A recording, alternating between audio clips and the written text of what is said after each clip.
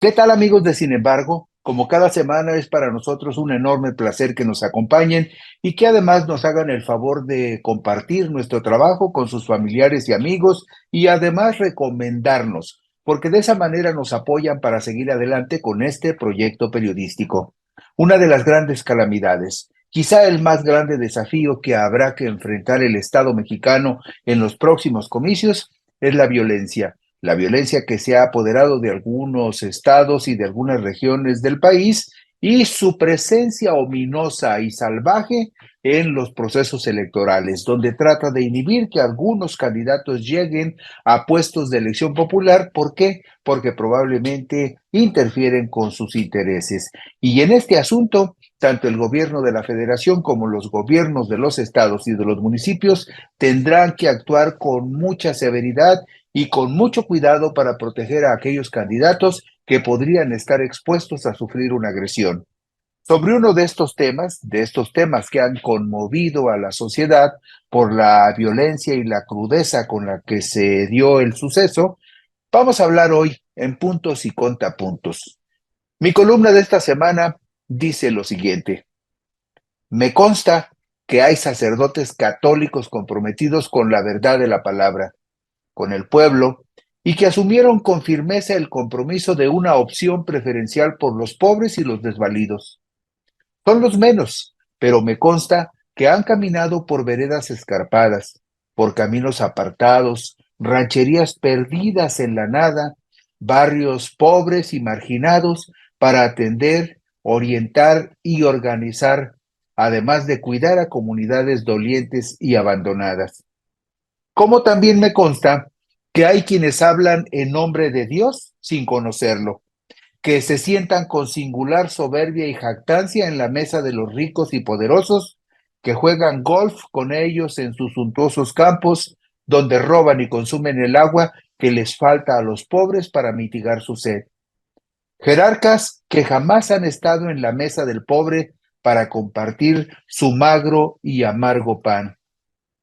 Por eso fue muy conmovedora y estrujante la homilía del sacerdote católico César Corres Cadavieco en la Catedral de Celaya, Guanajuato, que duró cerca de 50 minutos y en la que culpó a los políticos, pero también a la sociedad, del homicidio de la candidata a la alcaldía de esa ciudad, Gisela Gaitán Gutiérrez, ultimada el pasado lunes 1 de abril del 2024. Nos desgarra el corazón un esposo que le arrebataron a su esposa. Esos malditos lo van a pagar. Créanme, esto expresó desde el altar el sacerdote Corres Cadavieso. No solo mataron a la candidata, mataron a un cúmulo de posibilidades de bien que le fueron arrebatadas a esta ciudad por delincuentes. Todo el bien que ella iba a hacer, las políticas que iba a implementar, borradas de un plomazo, porque alguien cree que es dueño de la sociedad, que puede comprar la vida de los demás, pero óiganlo bien, malditos, somos más los hombres de bien y la sangre de Gisela caerá sobre sus cabezas y la de sus hijos por 7 generaciones, como dice la Biblia, reprochó el sacerdote en su homilía. Corres Cadavieco, citado este jueves 4 de abril por el periódico Reforma, advirtió en la homilía en memoria de Gisela Gaitán Gutiérrez, la candidata morenista asesinada. Quizás sí, ante los poderes humanos, donde el 99% de crímenes no se castigan, quizá la salvan acá, quizá la libren. Ante el juicio de Dios no se podrán librar. Les espera la destrucción, el sufrimiento atroz, advirtió el sacerdote. Y luego exaltó las virtudes humanas de la candidata asesinada. Era una mujer cristiana, creyente, con valores morales. Sientan vergüenza, ciudadanos de esta ciudad, que hayan permitido este atropello, porque todos somos responsables cuando se mata a una mujer que podía haber hecho el cambio en esta ciudad.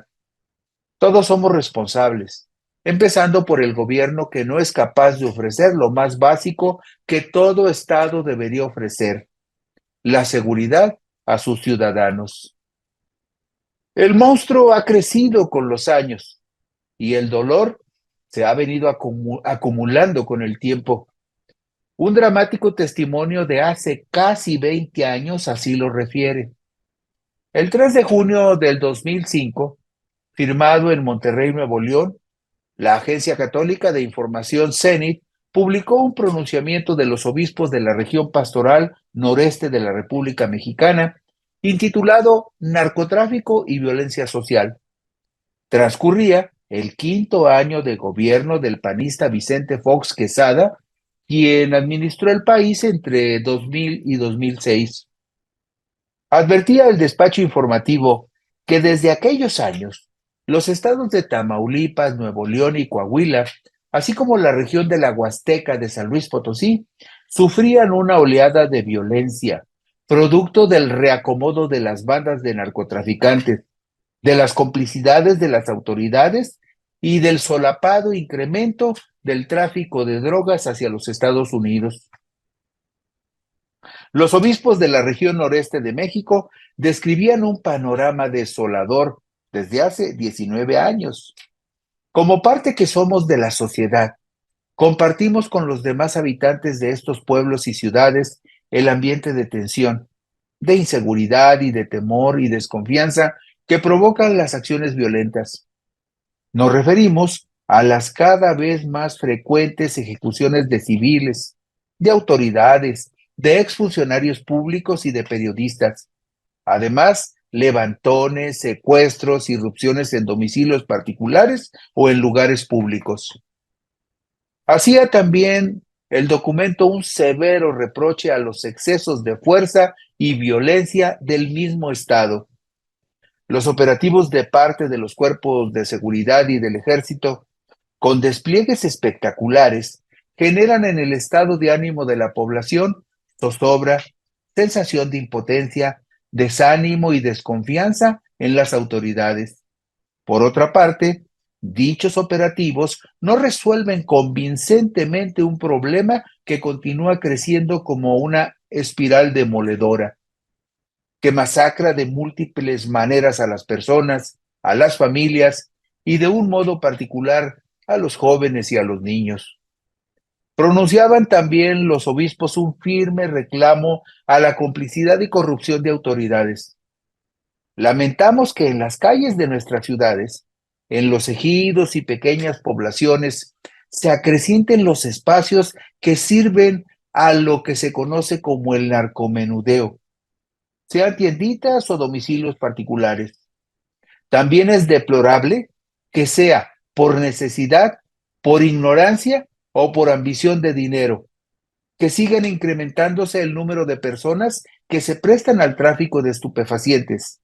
Y lo más grave es que algunas autoridades se hagan cómplices para que tanto el tráfico como la distribución de drogas se realicen impunemente.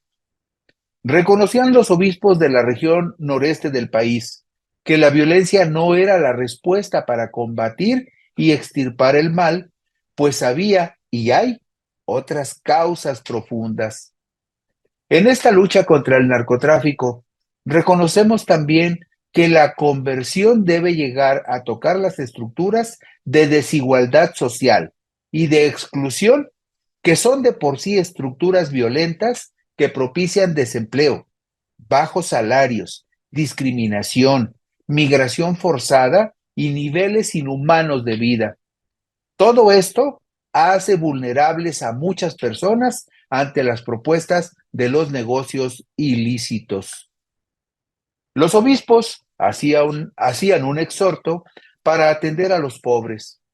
Las autoridades han de tener en cuenta que una de las raíces de este problema que a ellas les toca solucionar es la desigualdad social, que niega oportunidades de desarrollo a la mayor parte de la población y la coloca en la tentación de enajenarse en las adicciones y encontrar una fuente de trabajo en el crimen organizado.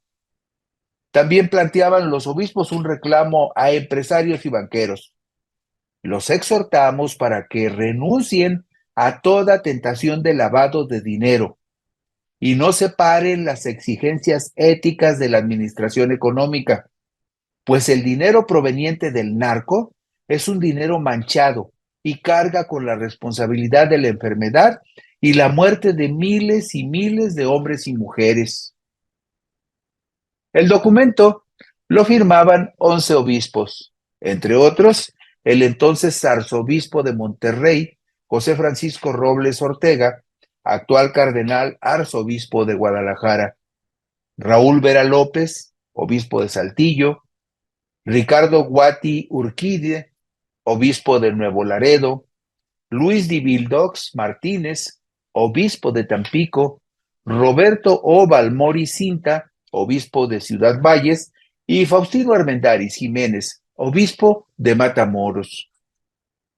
La fuerza y la violencia del Estado, por muy legítimas que sean, no pueden ser la única solución mientras no se resuelvan de fondo las causas de pobreza y marginación que han incubado y fortalecido tan pernicioso mal, al propiciar que miles de jóvenes sin esperanza ni ventura queden expuestos a ser atrapados en sus perniciosas redes, donde son envilecidos por el dinero fácil de una riqueza efímera, de un perverso poder muy temporal y de una violencia salvaje y deshumanizada. Gracias por su gentileza y su atención. Si les apetece, por aquí nos encontraremos dentro de una semana.